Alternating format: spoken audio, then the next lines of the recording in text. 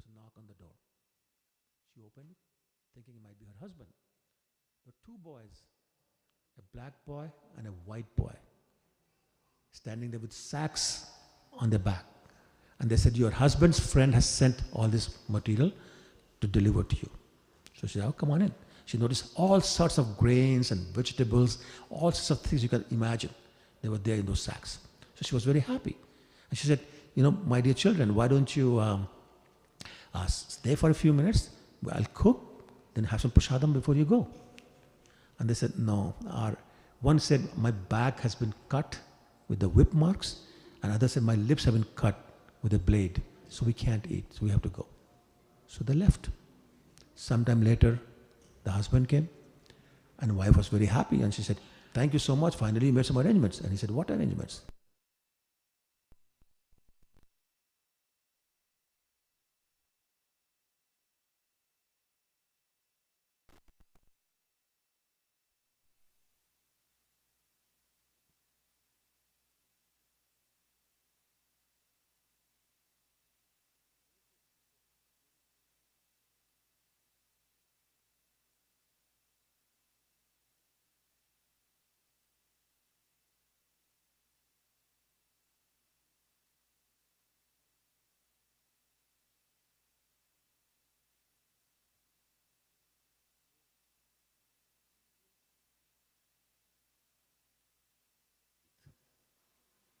If you have faith, Krishna is the kind of personality who will not break your faith. Again, so many stories in our scriptures, so many stories in our practical life experiences. Krishna says, I will not break that faith. So, with that faith, when we chant, Krishna says, I will be actually present with you when you're chanting. So imagine chanting Krishna's name, Krishna is sitting with you, and because you're chanting so nicely, suddenly he becomes overwhelmed with love for you, and he gives you a hug. Is there anybody here who would like a hug from Krishna directly? So raise your hand, let me see how many people. Most of you, but not all of you. That is very interesting. That is very interesting. Perhaps, well, whatever, I'm sure you have your reasons, I don't want to get to that, but that's very interesting that some of us don't care for that. And I guess Krishna recognizes that not everybody would love him. But he's a father. He says, I do not care if you love me or not. I don't care if you care for me or not. I'm going to love you anyway. So what does Krishna do? He says, I'll provide you some guidance through his scriptures, through the spiritual master, through senior devotees who will tell you what's the right thing to do. I will protect you.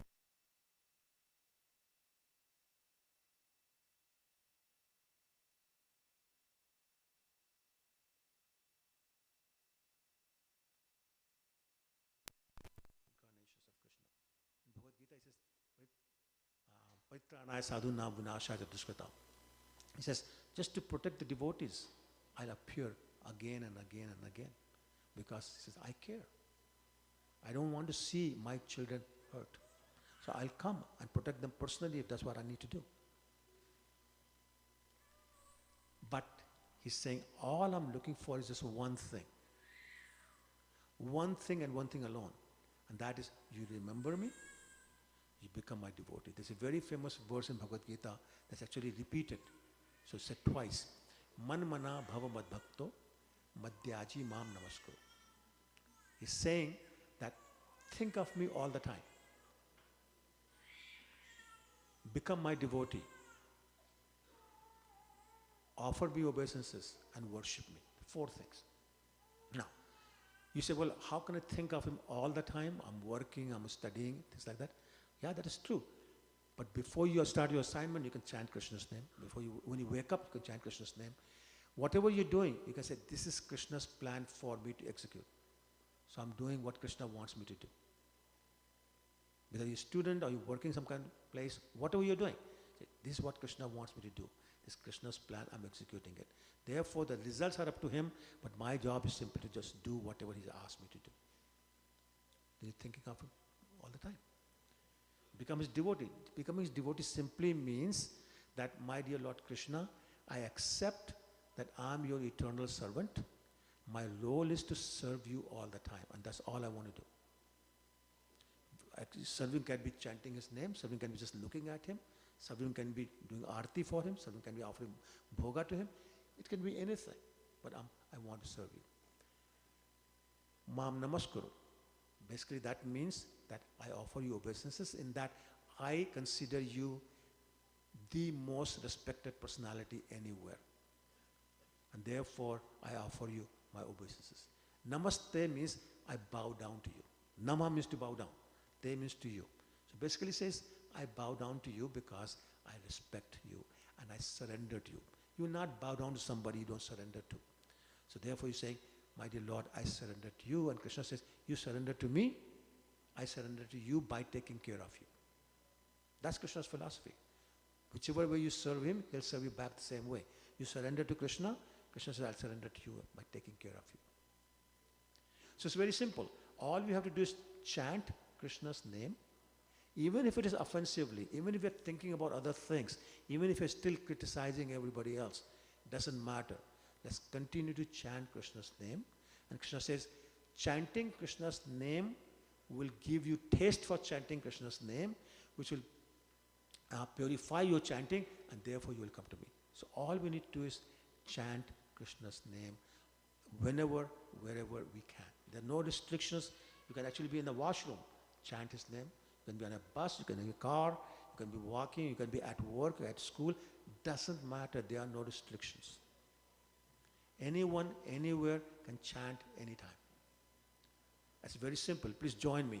Hare Krishna, Krishna Krishna, Hare Hare, Hare Ram, Ram Ram, Hare Hare. And that's all it takes, my dear devotees. If we can just continue to do that, remember, do this all the time, whenever we can, if not all the time. That's all it takes for Krishna to say, I have your back. You don't need to panic anymore. You're no longer in a foreign country because you're the daddy, me. I'll protect you, I'll hold your hand, I'll guide you, I'll take care of you, I will not let you down, I will not let you get into trouble. Whenever you're in trouble, I'll pick you up. So if you believe that promise, let's chant Krishna's name whenever, wherever we can, and feel the mercy. Thank you. Hare Krishna.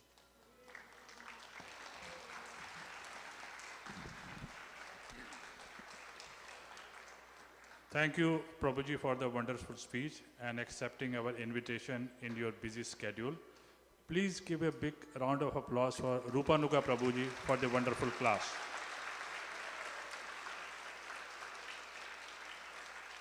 Today's feast is cooked by Aditi Mataji, Bhadra Krishna Prabhu, Radha Vinod Prabhu. You can also sponsor a feast or deity garlands to celebrate any occasion, any personal occasion.